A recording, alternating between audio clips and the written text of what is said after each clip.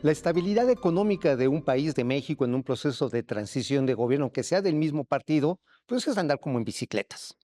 Tienes que mantenerlo para que no se caiga. O sea, tienes que mantener que se vaya por un lado los ingresos, por otro los egresos, lo que estás gastando, cómo lo gastas y cómo lo estás obteniendo. O Pues sea, justamente yo es un creo que trabajo el equilibrio interesante. macroeconómico que ha tenido el país desde hace 25 años, prácticamente que tuvimos una gran crisis, a pesar de las crisis recurrentes externas, nuestro país ha mantenido una trayectoria No son macroeconómica muy 30, buena. no son 30 Pues años. 30 años, 20 años, o sea, Ya no no es, sé. Ya no es nada, parece diría el iluso, mira, no tango. estés dando lata. El tema más Sí, el tango. relevante hoy es que, y creo que este es el punto exacto, es que en general los mercados están muy tranquilos por la estructura macroeconómica. A veces les preocupa el tema político, pero no me digas que la estructura macroeconómica les preocupa. Y más nos acaban de dar a conocer el informe de finanzas públicas, ¿no? Es correcto, mi querida Alice. Y bueno, pues para más allá de la especulación, que es algo que al final de cuentas hace daño, pues hay que fijarnos en los datos. Y para hablar de eso tenemos nada más y nada menos que a Gabriel Llorio, quien es subsecretario de Hacienda. Gabriel, muy bienvenido seas a esta tu casa y a la billetera. Y nos da de verdad gusto, ¿eh? Muchas gracias. Platícanos de la bicicleta. Platícanos de la bicicleta, pero a mí me gusta decir algo. La realidad es que una de las preocupaciones que siempre has tenido es que las previsiones y los pronósticos que se hace de la economía sean los más acercados a la realidad. Y eso ha pasado. Cuéntanos cuál es el panorama que tenemos hoy para que la gente no ande especulando. No, muchas gracias primero por la oportunidad y por invitarme. Yo de hecho difiero un poco con la alegoría de la bicicleta. A veces yo las finanzas ¿Cómo? públicas las veo como... No, como si fueran dos caballos y los tienes de hecho que llevar casi al mismo ritmo, ¿no? Y cada uno es el agregado fiscal, Como si unos fuera ingresos carretera. y los otros son Carretera. los Más gastos, más ¿no? menú.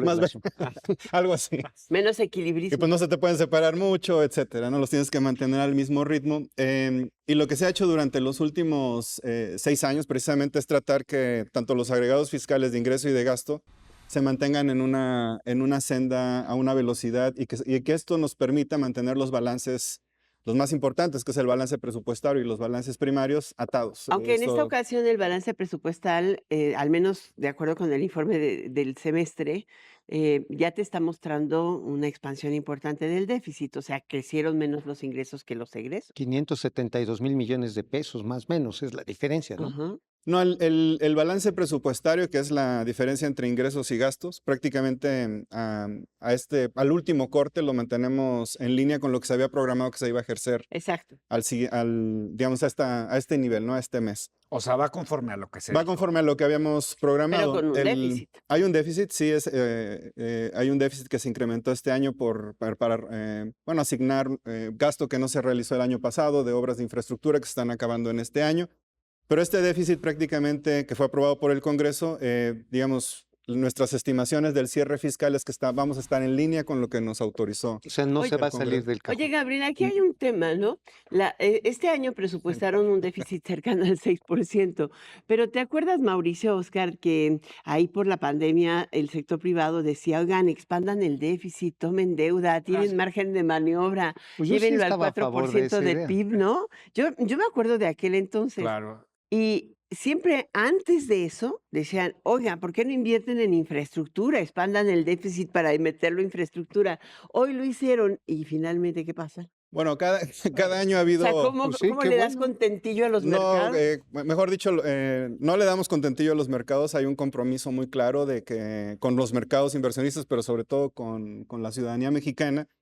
Uno, que la prudencia fiscal se ha mantenido y se va a seguir manteniendo. Y esto implica que nuestros anclajes tienen que estar sólidos, ser coherentes, y es lo que estamos transmitiendo al público.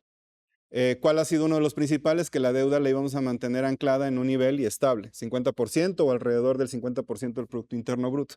En 2019, antes de la pandemia, había mucha polémica si se iban a generar sobreendeudamientos. En el 2020, con la pandemia, había críticas de por qué no lo usábamos. En el 2021 había críticas de por qué estamos ahora usando la deuda.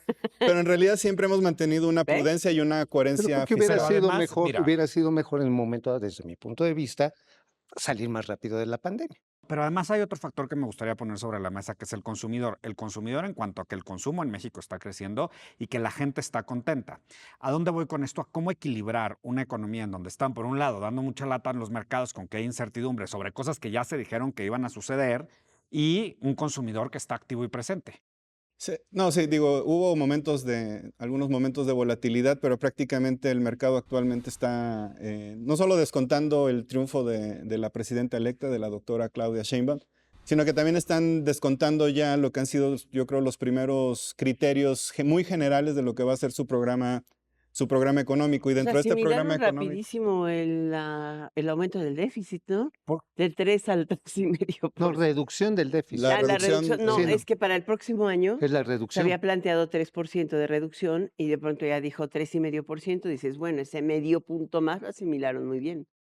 sí, Porque digo, está muy claro, perdóname. se está planteando en el documento de precriterios se plantea una consolidación del 3% del déficit, pero bueno, eso lo va a decidir la doctora Claudia Sheinbaum, la presidenta electa, con el secretario de Hacienda. Pero volviendo al punto del consumo, actualmente México tiene un consumo interno más fuerte que el que se solía tener.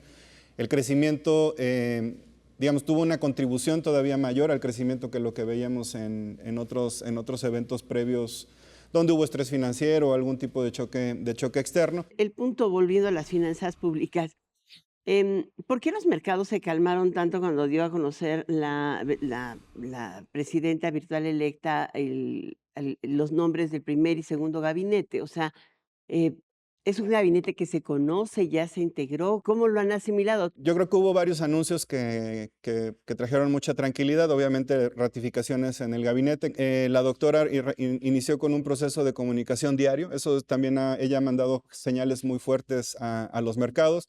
El compromiso que ella manda de consolidación fiscal de un déficit de 3 o 3,5 lo va a definir con el En secretario, eso también En la parte del calmó. déficit, digo, que estaba Pero aquí no nos ha mencionado, es, contado lo de ¿no? los, a Pero ver, nada ¿por más, qué percibieron bien a por los eso. integrantes ¿Y del de dónde gabinete? se va a reducir, si lo agregamos, este corte del déficit? No comas ansias. Por No, favor, no, Gabriel. Bueno, sí, sí, por un como lado son los los perfiles mercados están obviamente comiendo técnicos y de ansias. A ver, los experiencia perfiles técnicos. que están en el gabinete, y por el otro lado están los recortes del déficit hacia la comunidad de inversionista internacional. La mayor, creo, donde están poniendo la atención es en el paquete económico 2025, si el déficit es o no de una sola vez o si va a ser un déficit estructural. Cuando la doctora Sheinbaum envía esta señal de compromiso de controlar el déficit, prácticamente con eso ha disminuido los riesgos que se estaban persiguiendo en los mercados internacionales. ¿De dónde se pueden cortar? Bueno, hay muchos gastos no recurrentes. Por ejemplo, el siguiente año no van a pasar los censos económicos, están en este momento siendo financiados, están ejecutando, se van a presentar el siguiente año, pero el gasto se realiza en 2024, esto ya no va a suceder en 2025. También hay un gasto no recurrente, que es la misma elección. Hay un gasto extraordinario para correr toda la elección. El siguiente año no hay elecciones.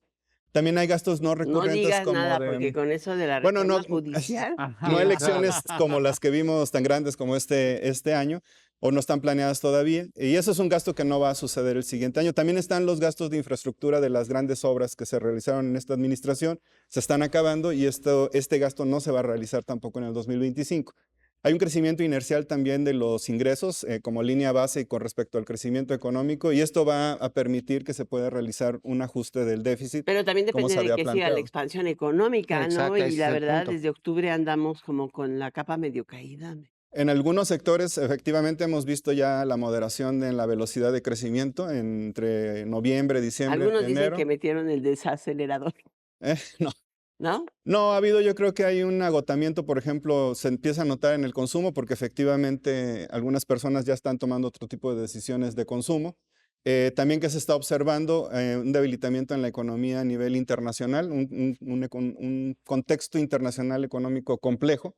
Sin embargo, sigue habiendo sorpresas positivas en Europa, sobre todo en Alemania. De pronto hay sorpresas positivas. Estados Unidos fue una Estados sorpresa Unidos también. positiva Entonces, para México. todavía no queda claro que estemos entrando en una etapa de desaceleración. Sin embargo, que sí estamos observando la moderación en algunos sectores. Digamos, y cómo mantener, digamos, cuanto menos de manera inercial, ese crecimiento. Se necesita estimular también la inversión privada porque pues, la pública no alcanza. No, por supuesto, y es una mezcla, creo, de muchos factores y variables. Una que creo que va a contribuir ahora a un sector exportador más competitivo es que el tipo de cambio esté tal vez un poquito ligeramente arriba de 17.6, 17.8. Y sin duda también la participación privada ha tenido un rol importante. Hace un par de meses alcanzamos una cifra histórica de inversión de 25% del Producto Interno Bruto. De ese 25, solo 2 venía de infraestructura pública y el resto, en la mayoría en realidad, viene de la inversión mexicana y el resto viene también de niveles históricos de inversión extranjera directa. Y de reinversión de utilidades. Reinversión. Sobre todo, ¿no? La Impresionante, ¿no? reinversión. En términos de finanzas públicas y decisiones económicas justamente relacionadas con esto que estás diciendo de que no haya una desaceleración, ¿en dónde tenemos que poner la mirada y si hay algún factor que nos debe de preocupar? Yo creo que hay varios factores alrededor del mundo que pudieran generar lo que se llama o lo que se está esperando ahora como un aterrizaje suave de la economía global. Sobre todo los conflictos geopolíticos en Medio Oriente, usualmente si escalan o entran más naciones, usualmente hay una presión sobre los energéticos, sobre todo el petróleo, y eso se refleja en una desaceleración a nivel global. Esto no ha sucedido aún. Pero ¿qué estamos observando? Bueno, nos estamos acercando a una época de muchas elecciones alrededor del mundo. El 60% del PIB mundial tiene elecciones entre estos meses.